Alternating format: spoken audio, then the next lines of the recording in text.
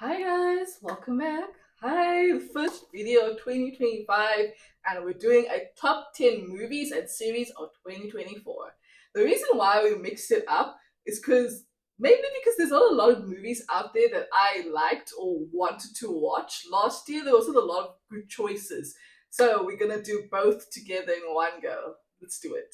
Was number one, Deadpool and Wolverine, the best team up ever. We've been waiting for this team up and we finally got it. It was amazing. Absolutely love the music choice. Best introduction ever out of all three Deadpool movies. I love all of the Deadpool movies, but the introduction for the third movie was chef kisses. I love the dance. The song choices are always on point, and I really like the story as well, with the whole time travel thing and trying to stop this world from like not existing anymore, and the plot twist with who was actually the villain and all the cameos, and it was just 10 out of 10. I can't remember my original rating for the movie, but I can literally go and watch it right now. The action was great, the storyline, everything was just on point. But then again, it's Deadpool, so I'm not shocked. Number two, Terrifier 3. I absolutely love horror movies. I don't know if I speak about that enough, but I love horror movies and I really enjoyed Terrifier 3.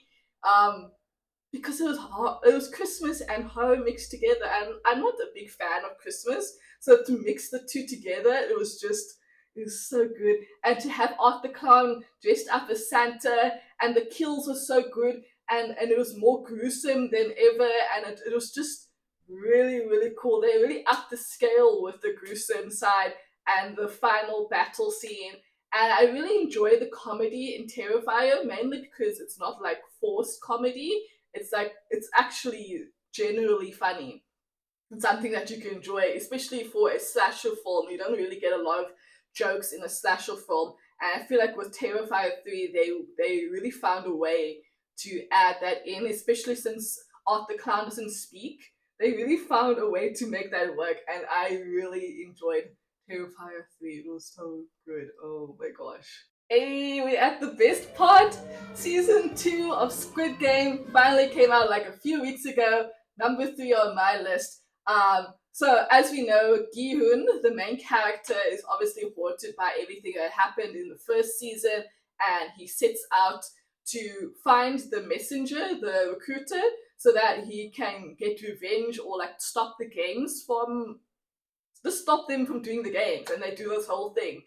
And honestly, this story was kind of underwhelming because like basically he had to join the games again in order to stop the games to from in order to stop them from doing the games, which was kind of a very underwhelming story. I didn't really. It was pretty obvious what was going to happen because what can you do? You're only one person, you know.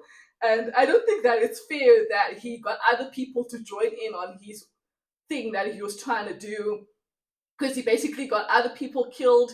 And I didn't really enjoy the story so much.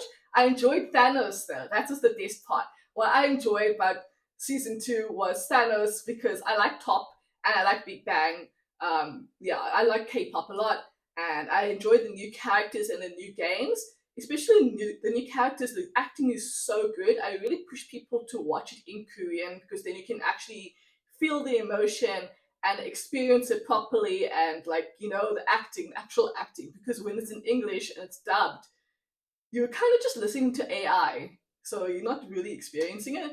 But anyway, yeah, don't trust 001. I really love that 001 is the controller. I think that is smart because Gi-hoon doesn't know what the controller looks like.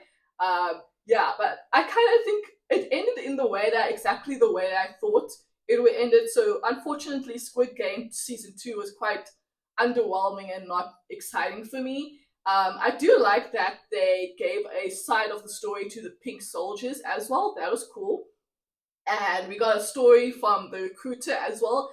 I don't know why they made him crazy, because I'm a big fan of Gong Yu. He's a Korean actor that I really have been following for years. So like, yeah, I was going crazy when I saw him in season 1. But in season 2, they made the recruiter like look crazy. And I don't understand why.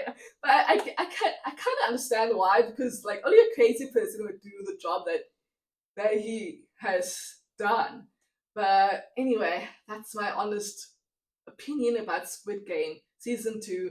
I think my rating would be like maybe a 7 out of 10, mainly because the outcome was so obvious. The ending of season 2 was so obvious.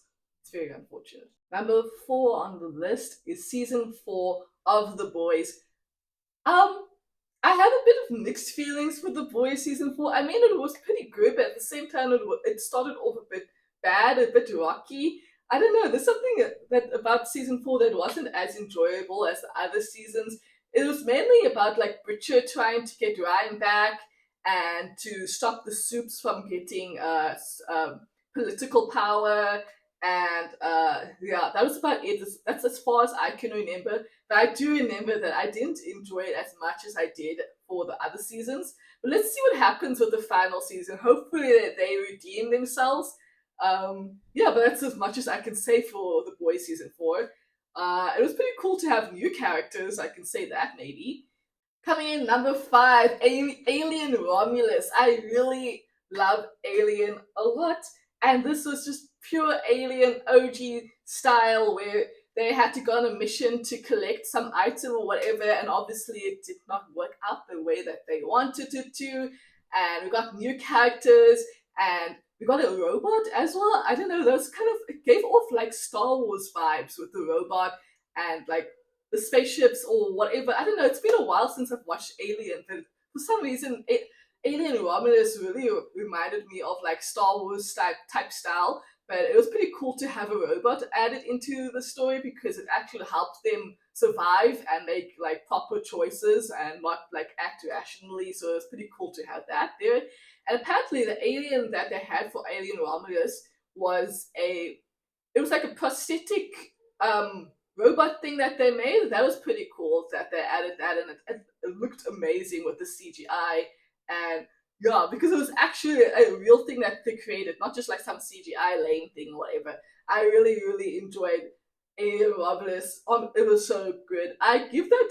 I haven't given my rating on it because I didn't really do a reaction video or anything on it. But my rating for Alien Romulus is 8 out of 10, and it's going to be on Disney Plus very soon. I'm definitely going to be watching it again. It definitely is worth another watch. It was so scary and grotesque and cool. Coming in number 6, Abigail. This movie was okay-ish. I'm not sure. I think I mainly just put it at number 6 because I love the gore and I love horror movies. The main plot of the story is that these robbers, not robbers, kidnappers kidnap a rich girl, not knowing the truth about the girl and who she is and what she is. She turns out to be a vampire, and that was actually a good plot twist. I had a feeling that there was something wrong with her. She didn't seem normal for me. Like, I don't know, I watch a lot of horror movies, so I think my mind just works in that way. I'm thinking, okay, there's something wrong with her. That has to be the plot or the main story about Abigail. I'm not sure, but I really enjoyed the kills. I really enjoyed the gore. And also, she's not like the typical vampire. It was like more of a scary, gorish, scary, ugly vampire with lots of teeth kind of thing. I don't know. It's a mixture of that, but I really enjoyed it. Number 7, Batman Cape Crusader. I just really enjoyed it for the OG style looking animation, and that it's not like generic, and the villains look different and they don't look like all the generic looking. How Harley Quinn, for example, Harley Quinn doesn't actually look like the Harley Quinn that we see in all of the other TV shows and movies. I really like that unique style. What else did I like? Also, I really like the voice acting. The voice acting for Batman was so good. I don't know why. Um, but yeah, it was really good. I hardly watch DC animated shows, but when I watched this one, I really enjoyed it for some reason. I don't know, maybe I'm just a big fan of Batman, but Batman Cape Crusaders was really good. And in number 8 is Maxine. The storyline continues. I'm not sure if you guys have watched the other movies. I really enjoyed this horror movie. It's basically a girl trying to secure her dreams, her her goals in life no matter what, even if it involves a little bit of murder. And unfortunately, in the plot for the plot for Maxine, basically there's this guy that was hired to like get rid of her or like stop her from reaching her dreams. I can't really remember everything, but someone who knows what she did in the past and that she, you know, KO'd people who will never ever come back. And the main premise of the movie was like a lot about mental health and her feeling scared and like really wanting to keep her acting career, and she pushes so that she can secure that no matter what, even if it means having to get rid of this detective guy that's chasing after her. And I think that is really badass. We don't get a lot of female serial killers, and I think that's what I really liked about it. I like that she was a female serial killer and she was really cool and she did anything it took to secure her dreams. I will not accept a life I do not deserve. I love that phrase from that movie. It's so good. Coming in number 9, Long Legs. I love how most of these movies are like horror movies. Anyway, I'm sure that some of you have already watched Long Legs. For those of you who haven't, it's basically about a FBI agent who has to like arrest the serial killer, and she's like investigating and trying to find who's the serial killer that's been like kidnapping kids and like, you know, doing all of that things. And soon after she finds out that this serial killer is like involved in a like occult situation, and there's a plot twist with who is involved with it. And I think it was really, really good and well done. I didn't foresee the ending to Long Legs. I didn't really think that would be the ending to it, but it was really good. I really enjoyed the kills. I really enjoyed the mystery. I also enjoyed the plot twist, obviously. And yeah, I think that's about it. I can't remember much about Long Legs, but I know that it wasn't forced, including the jump scares. The jump scares in that movie wasn't forced either.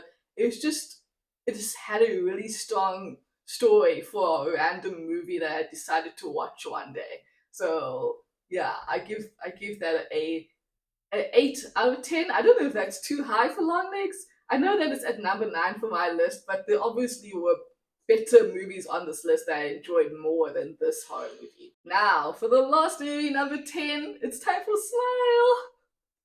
I didn't really enjoy it. I just added it to the list because it came out last year and people really enjoyed the first movie, and I watched Smile 2 for curiosity reasons, and I regretted watching it, but I watched it anyways. So basically, it's about a singer who has a problem with the stuff, as you know, and she's trying to get back into her career, and she's struggling with mental health, and unfortunately, she gets the curse or whatever you call it, and it just makes things worse for her, and she can't really like do the things that she wants to do in her singer performer life, and obviously that's the whole premise, and it takes over and she obviously loses the battle, and it was just very underwhelming for me. I didn't really enjoy Smile 2. It seems like the biggest villain there was like the bottle of water. I don't know. It was not good.